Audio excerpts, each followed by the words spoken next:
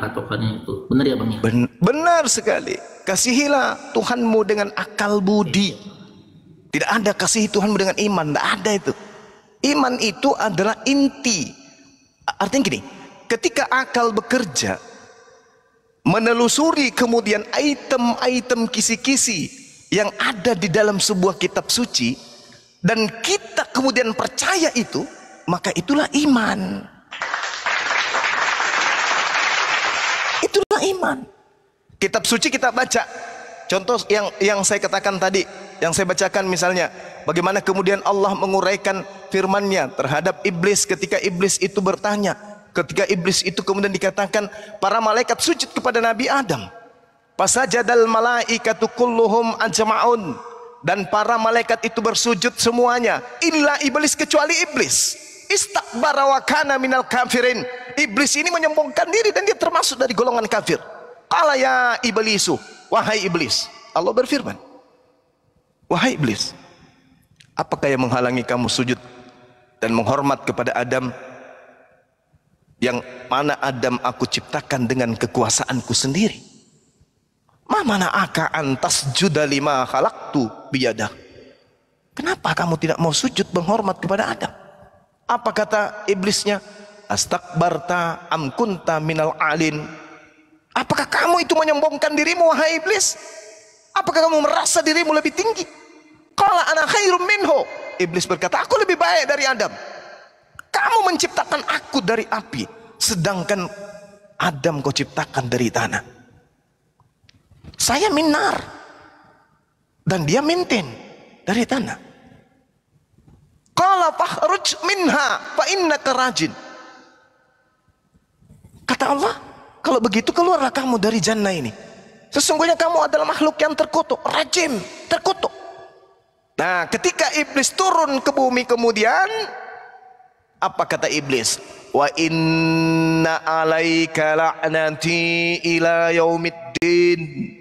Dan sungguh kutukanku, kata Allah, tetap atasmu, kekal atasmu sampai hari pembalasan. Qala rabbi. Iblis menjawab, baik Tuhanku, baik ya Tuhanku. Iblis mengakui Allah sebagai Tuhan. Orang Kristen tidak. Berarti iblis lebih ada iman dibandingkan Kristen. Rabbi, kata iblis, ya Tuhanku, fa'anzirni ila yaumi yub'atsun. Panjangkan usiaku sampai mereka semua dibangkitkan. Qala fa innaka minal munsarin.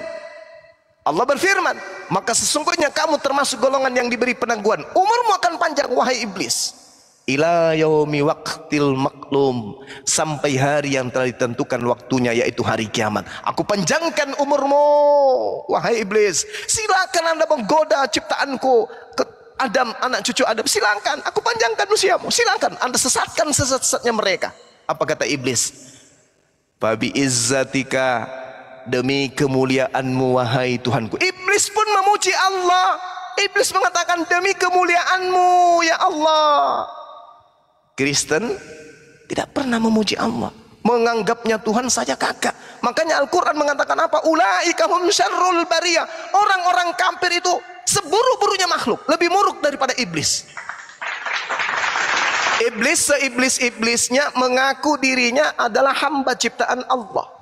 Iblis seiblis-iblisnya memuliakan Allah. Fabi izzatika la ughwiyannahum ajma'in. Hanya karena sombong dia terhadap Adam, sehingga dia mengambil celah. Lebih baik aku masuk ke neraka, kata iblis, daripada aku sujud kepada Adam, ya Tuhan. Dan saya akan buktikan kepadamu Tuhan, bahwa keturunannya semuanya akan aku giring ke dalam neraka. Nah, inilah kenapa iblis merasuki Yudas, supaya miliaran manusia menganggap penyaliban itu sebagai jalan ke surga. Padahal itu adalah makar yang dilakukan oleh iblis sebagaimana sumpahnya. Illa ibadaka minhumul mukhlasin, ya. Qala fa bi izzatika la ughwiyannahum ajma'in. Kata iblis, demi kemuliaanmu ya Tuhan, pasti aku akan menyesatkan anak keturunan semuanya. Illa ibadaka minhumul mukhlasin, Mukhlasin ya akhi, kecuali hamba-hambamu yang terpilih di antara mereka. Qala fal haqqu wal haqqa aqul. Allah berfirman, maka yang benar adalah sumpahmu dan hanya kebenaran itulah yang aku katakan. La amla'anna jahannam minka wa mimman tabi'aka minhum ajma'in. Sungguh aku akan memenuhi neraka jahannam dengan kamu dan dengan orang-orang yang mengikutimu di antara mereka semua. Na'udzubillah, summa na'udzubillah.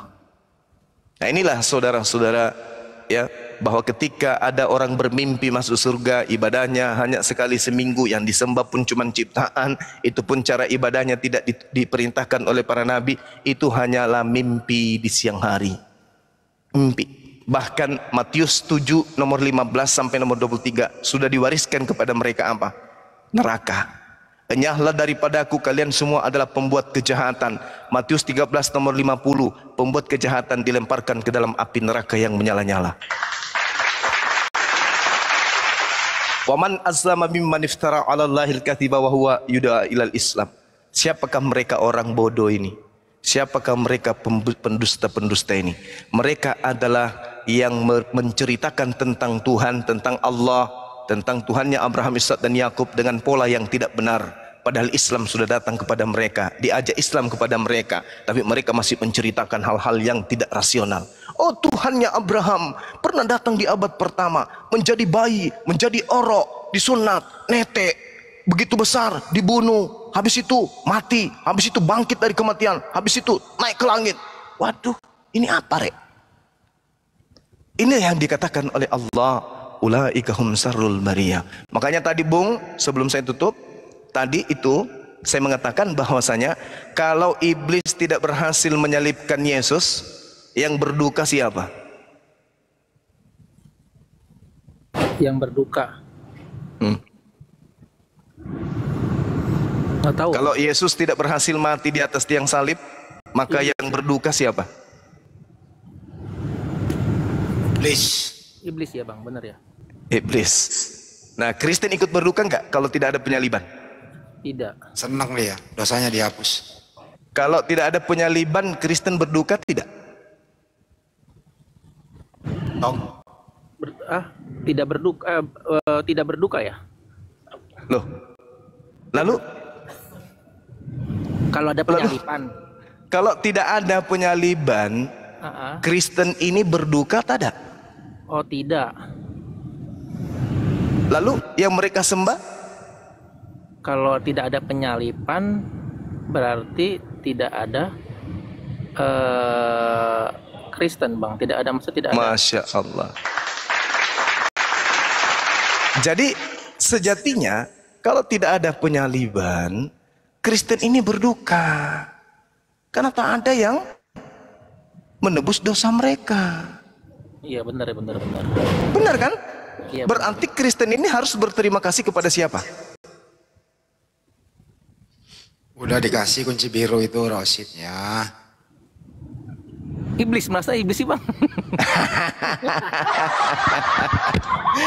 Allahu Akbar, Masya Allah. Makanya dikatakan Al-Quran, wa kanal kafiru ala rabbihi zahira.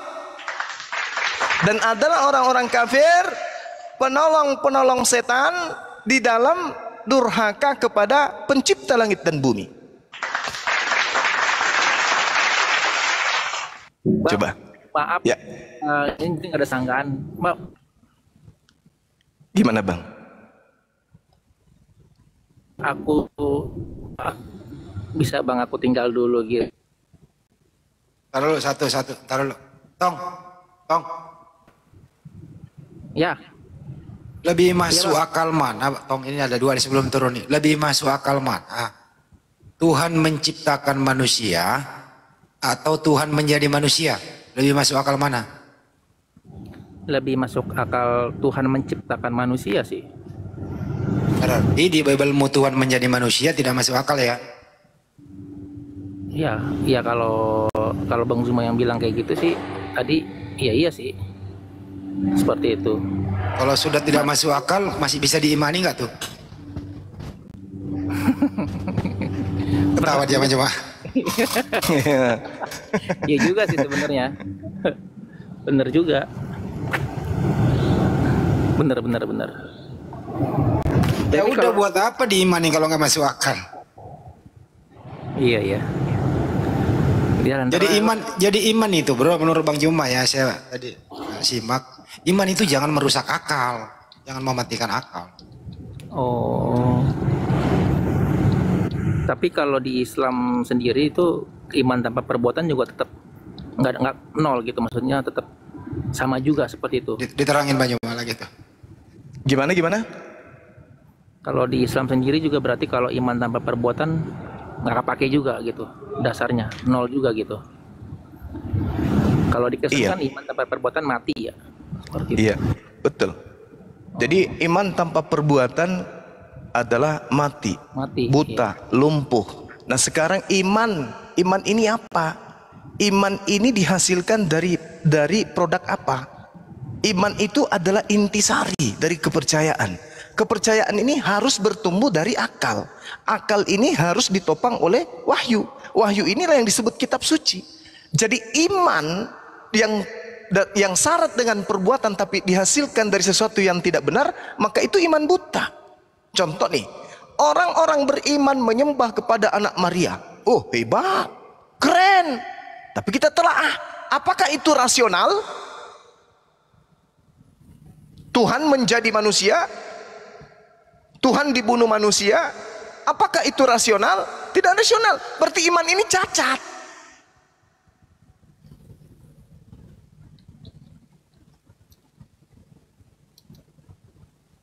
Iya. Sampai sini paham saudara? Paham. Iya paham. Paham Bang, betul. Iya. Ya berarti ya intinya ya berarti ya Islam ya memang lengkap sih, berarti ya Bang poinnya ya. Insya Allah. Mantap. Ini mungkinnya Bang Juma diutus nih jadi kayak mesiasnya orang Indonesia sebagai penyebar Untuk menyelamatkan orang-orang sesat. yang terjebak dalam lingkaran penyembahan kepada sesamanya manusia. Insya Allah. Takbir, Allahu Akbar. Sih doain ya Bang, semoga Bang Juma tetap sehat-sehat terus gitu. Amin. Diperluas untuk penjabarannya biar orang-orang bisa terbuka. Itu aja sih. Ya termasuk saya juga sih, makanya bukannya orang-orang juga. Bang Andi juga ya, semoga diberi kesehatan sih Bang sama Ustadz Sugi, seperti itu. Tapi kan intinya bro, intinya kan akalmu udah berfungsi sebenarnya. Iya, akal sih udah berfungsi Bang, seperti itu. Udah, ya mungkin kan hati masih 50-50 nih Bang, seperti itu. Ya maksudnya kan nggak gampang sih Bang, maksudnya harus konfirmasi dulu, seperti itu, kayak gitu sih.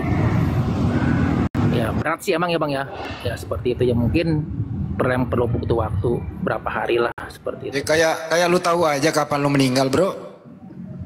Iya nggak tahu lah, itu kan udah ini nanti apa namanya Tuhan yang tahu kita mati kapan, nggak ada yang tahu lah, seperti itu. Coba kau stay aja dulu di sini, ini ada kebenaran naik. Apakah dia berakal atau tidak ya? Kau stay dulu di sini. Selamat malam bro semua. Ya, selamat malam. Ini topiknya Bang. Tadi ada pernyataan. Ini Bang kebenaran. Bang kebenaran. Ya. Menurut Anda, Tuhan yang menciptakan manusia atau manusia atau Tuhan yang menciptakan manusia atau Tuhan menjadi manusia? Yang mana yang benar Bang? Yang masuk akal? Dua-duanya bisa benar tuh. Dua-duanya bisa benar. Alasannya apa? Nanti Bang Juma yang sabar. Dua-duanya kok bisa benar? Silakan. Ya, tunggu dulu. Begini. Tadi Juma mengatakan bahwa Yesus itu disalib itu dikaruniakan iblis ya. Ya, betul. Silakan Bang Juma. Kuping saya nggak dengar apa-apa Bang Andi.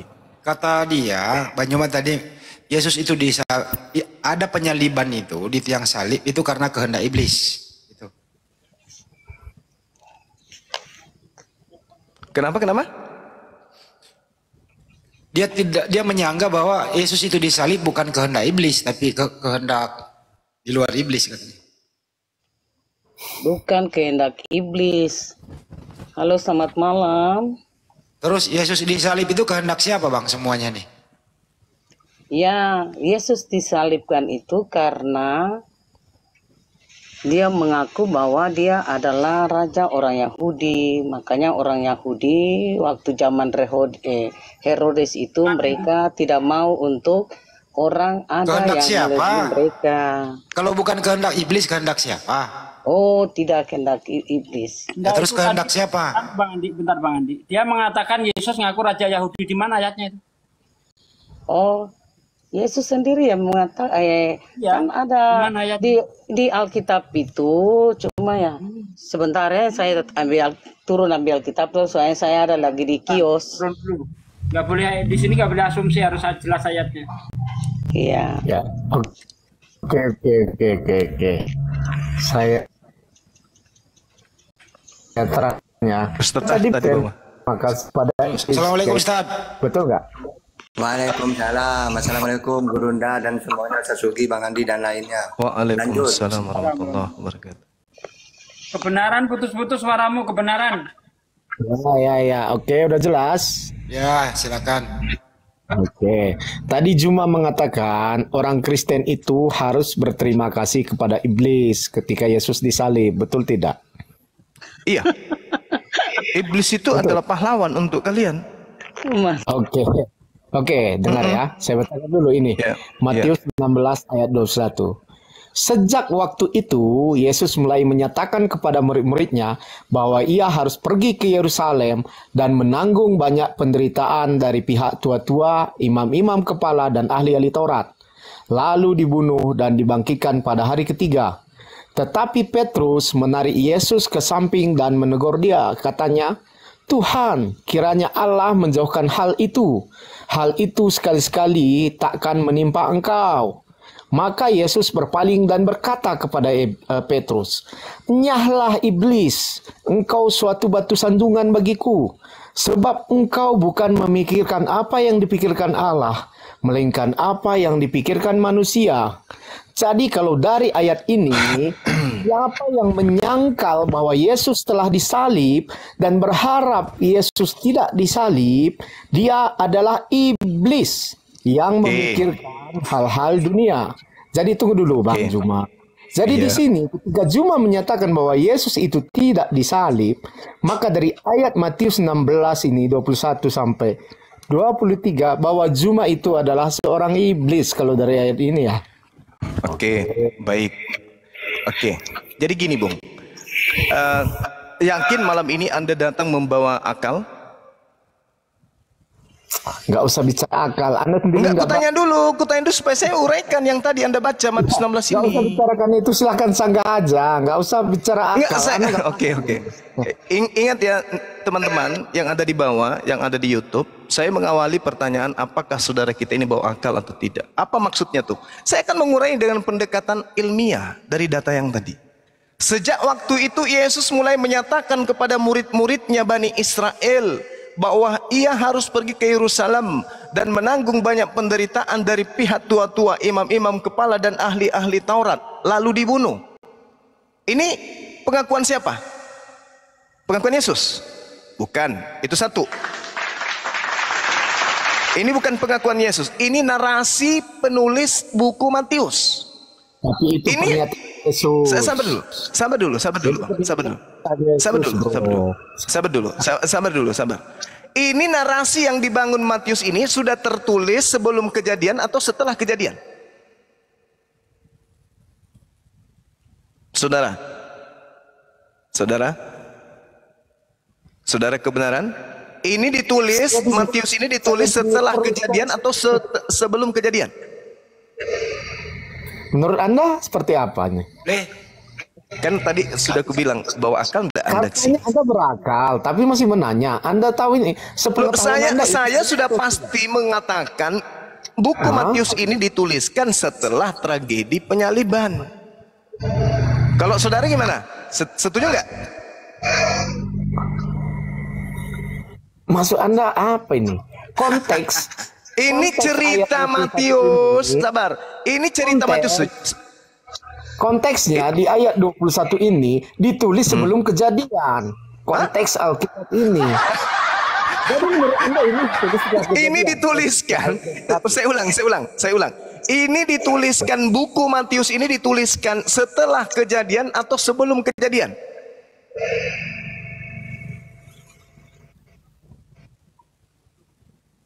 Saya nggak mengerti arah pernyataan saudara. Saya nggak mengerti betul. Ini buku Matius, ini kitab Matius. Dengar, buku Matius ini dituliskan setelah kejadian penyaliban atau sebelum kejadian penyaliban? Pastinya kita tidak tahu kapan, tapi ini masih sejaman dengan Yesus. Buku Matius ini ditulis. Iya, sebelum kejadian atau setelah kejadian penyaliban? Pastinya kita tidak tahu, bro. Nah, inilah yang saya katakan tadi.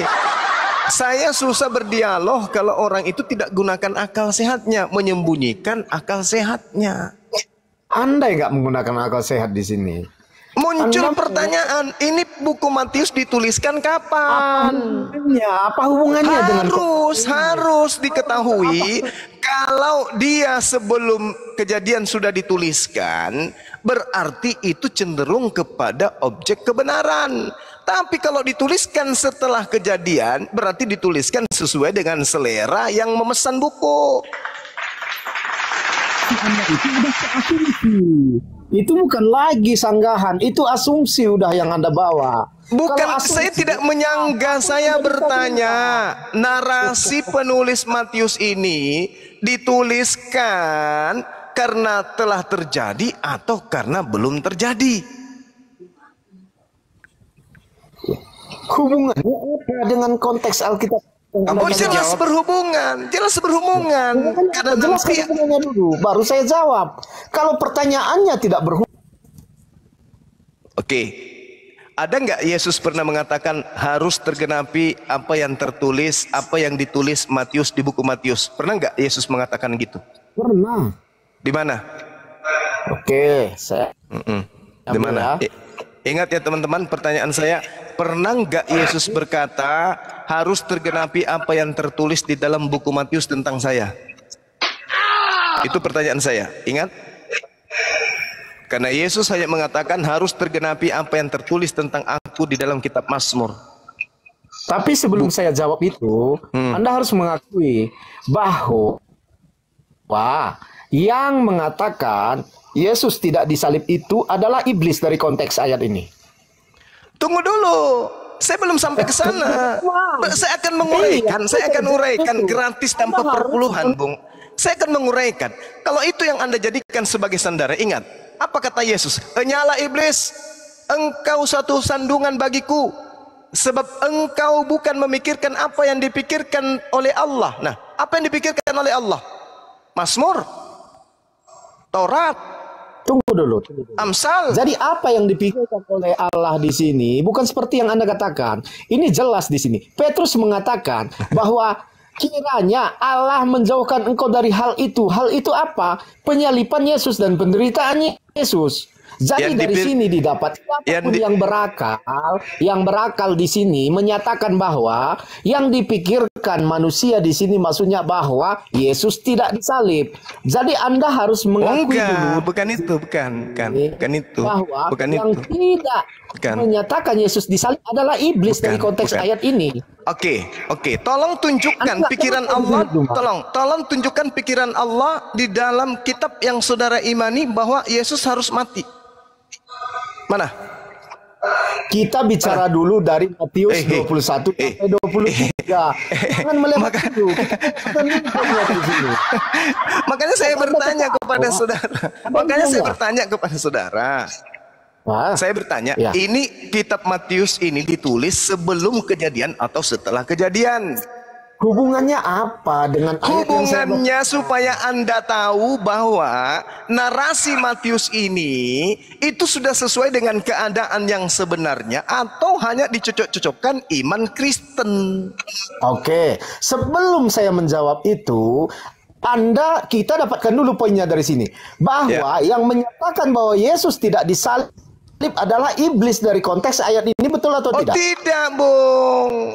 Bukan. Dengarkan saya. Dengar, saya bacakan. Anda Apa kata betul-betul nggak Petrus? berakal ini. Apa kata Nggak Petrus? bisa Anda mengerti ya. Apa kata Oke, Petrus? silakan. Apa kata Petrus? Apa yang dinarasikan oleh Matius? Petrus menarik Yesus ke samping dan menegur dia, katanya, Tuhan, kiranya Allah menjauhkan hal itu. Hal itu sekali-kali takkan menimpa engkau. Oke? Maka Yesus berpaling dan berkata kepada Petrus, enyahlah iblis, engkau satu batu sandungan bagiku, sebab engkau bukan memikirkan apa yang dipikirkan Allah, melainkan apa yang dipikirkan manusia. Allah memikirkan bahwa orang yang benar akan digantikan dengan orang yang fasik. Anda ambil dari mana? Saya bicara konteks Matius 16, 21 sampai 23. Bukan ke Amsal. Anda lari ke Amsal. Tadi katanya pikiran Allah. Pikiran Allah kan? Ya, oke. Ini Anda sedang bermain dalam pikiran manusia. Yang Anda pikirkan ini adalah pikiran manusia. Sekarang sederhananya begini. Kalau Allah memikirkan melakukan pembunuhan terhadap Yesus, tolong tunjukkan datanya di mana? Di mana Tuhan menginginkan pembunuhan terhadap manusia sebagai tebusan dosa? Tunjukkan saya, silakan. Jangan lari Juma. Jangan ini lari. Pikiran Tuhan, Bang. Ini pikiran Tuhan dan pikiran manusia yang harus diadu. Jangan lari. Anda lari terus. Saya tidak lari. Ini Jangan lari. susah. Saya dialog sama orang begini susah. Sekarang begini, saudara. Nggak mau pakai akal ya susah. Lihat ya, saya bacakan ya di ayat 23. Di ayat 23. Pikiran Allah itu di mana? Coba kau sebut dulu deh. Sekarang begini, Bung. Sekarang begini, saudara. Aduh, nggak bisa diam dia. Masalahnya itu di situ. Dia nggak bisa diam soalnya. Bicara. Serang Anda bicara sebelum saya bicara. Pada saat saya bicara Anda diam, silakan.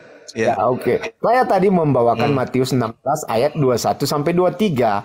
Jadi di sini di ayat 23, maka Yesus berpaling dan berkata kepada Petrus, "Enyahlah iblis, engkau suatu batu sandungan bagiku, sebab engkau bukan memikirkan apa yang dipikirkan Allah, melainkan apa yang dipikirkan manusia." Jadi apa yang dipikirkan Allah di sini kita lihat. Karena di sini Petrus mengatakan di ayat 22, "Tuhan, kiranya Allah menjauhkan engkau dari hal itu." Apakah hal itu? Yaitu ketika Yesus mengatakan bahwa kepada murid-muridnya bahwa ia harus pergi ke Yerusalem dan menanggung banyak penderitaan dari pihak tua-tua, imam-imam kepala, ahli-ahli Taurat, lalu dibunuh dan dibangkitkan pada hari ketiga. Jadi Petrus mengatakan kiranya Allah menjauhkan Yesus dari hal di ayat 21.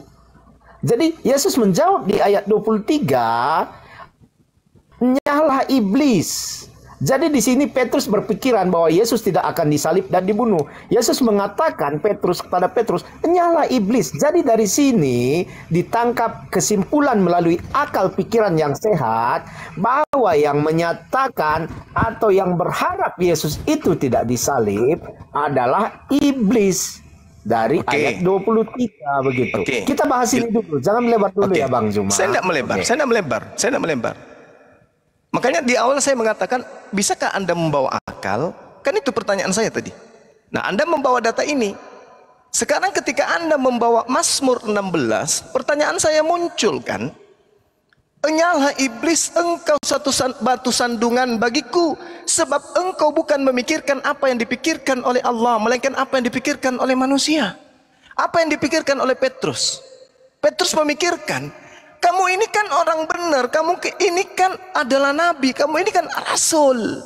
Kenapa kamu mau disalib? Jangan wahai Yesus, kamu disalib, jangan. Nah sekarang kalau Yesus benar-benar mengikuti Petrus, tidak disalib, lalu siapa yang disalib?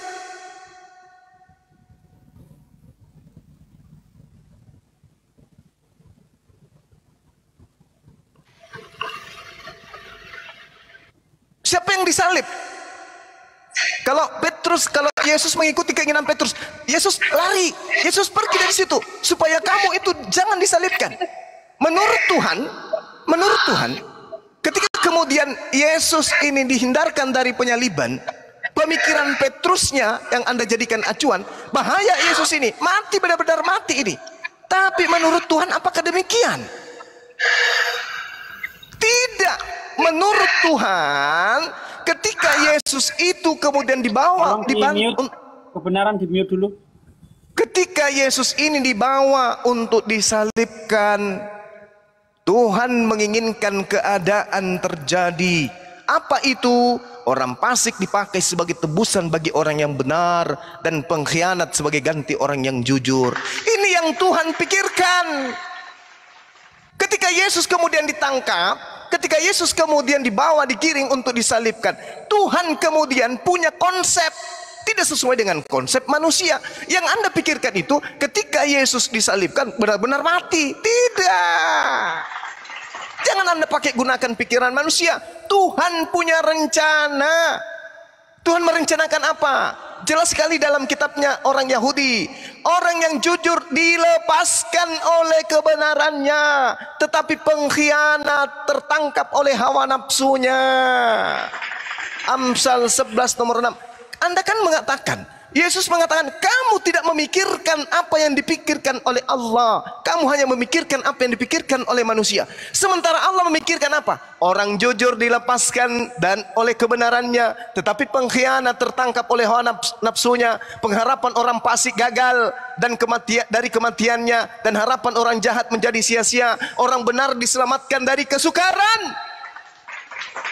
lalu orang fasik menggantikannya. Ini pikiran Allah. Yang Anda gunakan itu pikiran Bapak gereja. Yesus harus mati supaya dia menebus dosa. Itu pikiran manusia kucluk.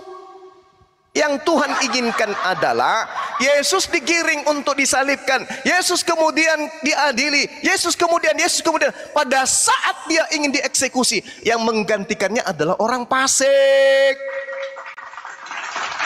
Makanya Yesus mengatakan anak manusia memang harus pergi sesuai dengan apa yang telah tertulis. Yang tertulis adalah orang benar diselamatkan dan orang fasik menggantikannya. Siapa orang fasik? Pengkhianat. Siapa pengkhianat? Pemakan suap. Siapa pemakan suap? Yudas. Jadi Yesus beneran digiring kepada penyaliban dengan propaganda, kemudian Yudas ikut terlibat di dalamnya. Dia masuk di dalam kalangan orang-orang yang menyerahkan Yesus. Masuk dia. Satu gerombolan mereka. Apa yang terjadi?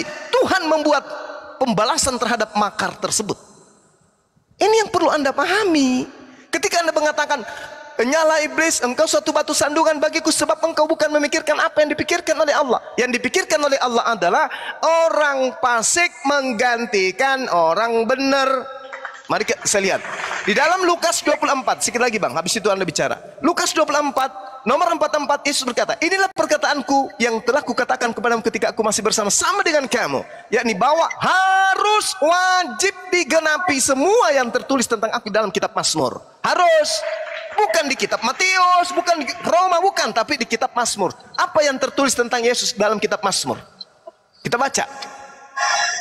Sebab Tuhan mencintai hukum, dan Tuhan tidak meninggalkan orang yang dikasihi sampai selama-lamanya. Mereka akan terpelihara. Orang-orang benar, akulah jalan, akulah benar, akulah hidup. Orang-orang benar, yaitu Yesus, akan mewarisi negeri dan tinggal di sana senantiasa. Lalu kemudian Tuhan mengatakan apa? Orang fasik mengintai orang benar dan berniat membunuhnya. Akan tetapi Tuhan tidak menyerahkan orang benar. Akulah jalan, akulah benar, akulah hidup. Yesus orang benar. Tuhan tidak menyerahkan orang benar itu ke dalam tangan orang fasik. Tuhan tidak membiarkan dinyatakan terkutuk pada saat diadili. Subhanallah. Ini yang dipikirkan oleh Tuhan. Lalu orang benar diselamatkan oleh Tuhan. Tuhan adalah tempat perlindungan orang benar pada waktu kesesakan, pada waktu pengadilan, pada waktu digiring kepada kesesakan, pembunuhan. Tuhan menolong orang benar dan Tuhan meluputkan orang benar. Ia meluputkan menyelamatkan orang benar dari tangan orang-orang fasik pengkhianat, dan menyelamatkan orang benar sebab mereka orang benar ini berlindung kepada Tuhan. Ini pikiran Tuhan, bukan pikiran iblis, bukan pikiran manusia. Nah sekarang coba kamu bantah pikiran Tuhan ini. Tuhan menginginkan keselamatan terhadap orang benar. Tuhan menginginkan dan tidak meninggalkan orang yang dikasihi. Itu pemikiran Tuhan. Nah, coba kamu lawan pikiran Tuhan ini. Bisa. Bisa kamu lawan pikiran Tuhan ini. Saya tidak melawan pikiran Tuhan ya Bima.